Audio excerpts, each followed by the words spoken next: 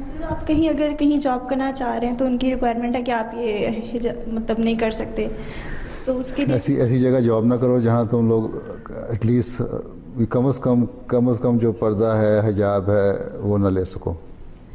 ठीक है? जी जरूर। सिवाय इसके कि भूखे मरते हो। स्वाइस की सॉरी। भूखा मर रहा हो भाई। अच्छा। भूख में तो सूअर खाना भी जायज़ है।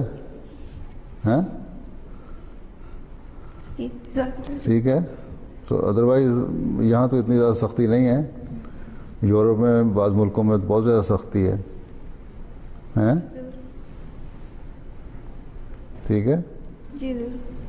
जज़ाकल्लाह।